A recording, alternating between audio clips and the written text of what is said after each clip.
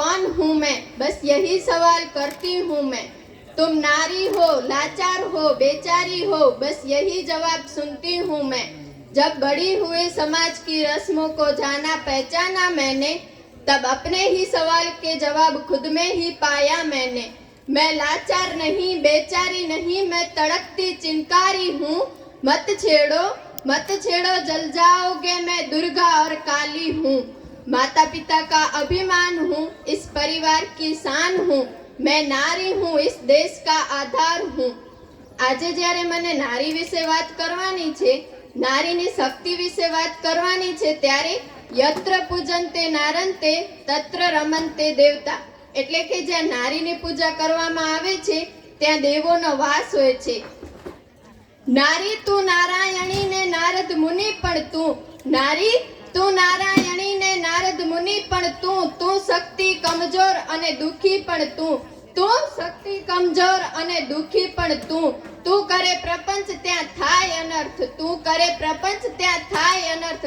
તારી આગળ તલવારની ધાર પણ વ્યર્થ, તારી આગળ તલવારની ધાર પણ વ્યર્થ.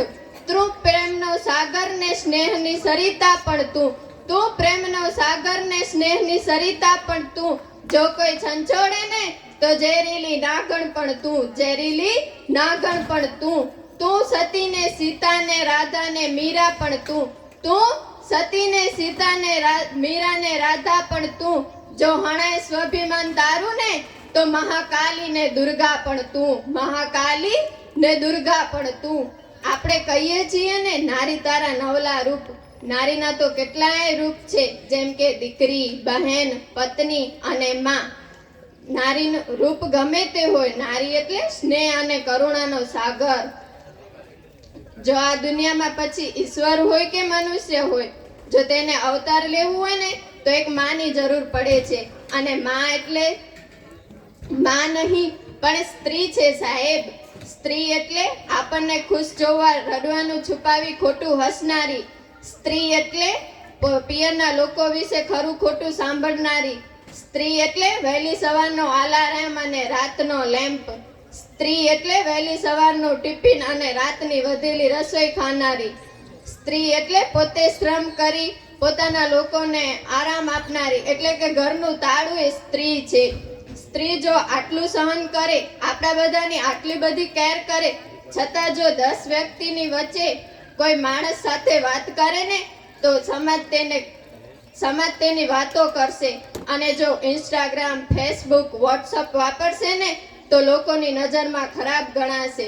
અને જો પસંદગીની વાત આવે ને તો છોકરી તો મેચ્યોર જ જોઈએ. સ્ત્રી જો મૌન રહે તો ખોટી સાબિત થાય, અને સત્ય રજૂ કરવા જાય તો તેમ કહેવાય કે સાબિત તો એ લોકોને કરવું પડે જે ખોટા હોય. સ્ત્રી જો તૈયાર થઈને જાય તો અતિરી કહેવાય, અને ન તૈયાર થાય તો હુલ્લર કહેવાય. સવાલ કરવાનો હક નથી, સવાલ કરવાનો હક નથી, જવાબ આપવાની એને ફરજ પડાવે છે. સ્ત્રી જો નીચું જોઈને ચાલે તો ખોટું કર્યું છે તેમ સમજે, અને જો ઊંચું જોઈને ચાલે તો સ્ત્રીને અભિમાની કહેશે. સ્ત્રીની શક્તિ શું છે માપવાની ભૂલ ના કરાય, સ્ત્રીની શક્તિ શું છે માપવાની ભૂલ ના કરાય. એ જો ફાટે ને તો જ્વાળામુખી છે, અને વરસે ને તો વર્ષા ઋતુની હેલ છે, ને દે ને તો દુનિયાની દાતારી છે, ને લેને તો શિવથી લઈને જીવ સુધી કોઈને પામી શકવાનું નથી. मीरा की अमर भक्ति जहर से मर नहीं सकती, झांसी वाली रानी है किसी से डर नहीं सकती. मदर टेरेसा कल्पना हो सानिया, मेरी असंभव क्या है दुनिया में जो नारी कर नहीं सकती. અહીં આપણે ઉદાહરણ તરીકે લઈએ તો નારી સતી પાર્વતી, જેમણે પોતાના પિતાને ત્યાં યજ્ઞમાં પોતાના પતિનું અનાદર થતા યજ્ઞ કુંડમાં પોતાનું શરીર હોમી અને આ પોતાની શક્તિની ઝાંખી આ દુનિયાને બતાવી. એવી જ રીતે માતા સીતાએ પોતાના પતિ રામનો વનવાસ ગાળા 14 વર્ષના રાજના સુખ મૂકી અને વનવાસ ભોગવ્યું. મેવાડની મીરાબાઈએ ઝેરનો પ્યાલો પી પોતાની શક્તિ આ દુનિયાને બતાવી. એટલે જ તો કહ્યું છે, નારીનું પોતાનું ઘર હોય કે પિતાનું મહેલ હોય કે પછી વનવગડું હોય, જો તેની શક્તિને પડકારવામાં આવે ને તો પરચો પૂરો જ છે.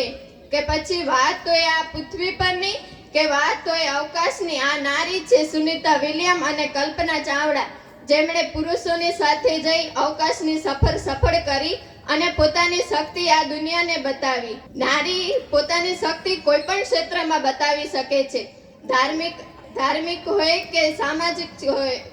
બસ શરત એટલી જ છે કે પુરુષ પ્રધાન યુગમાં તેને સન્માનિત આપવી જોઈએ. જો કે આજે બધી નારીને આગળ વધી જ રહી છે, તેમને સન્માન આપવામાં આવે જ છે, પણ અમુક હજુ જૂના રીત રિવાજોની સાથે ચાલી રહ્યા છે. એમણે કહ્યું છે કે નારી જીવિત છે તો ફક્ત બીજા માટે જ છે, તો શા માટે તેને પણે ધિક્કાર છે? એને પણ સન્માનથી જીવવાનો અધિકાર છે.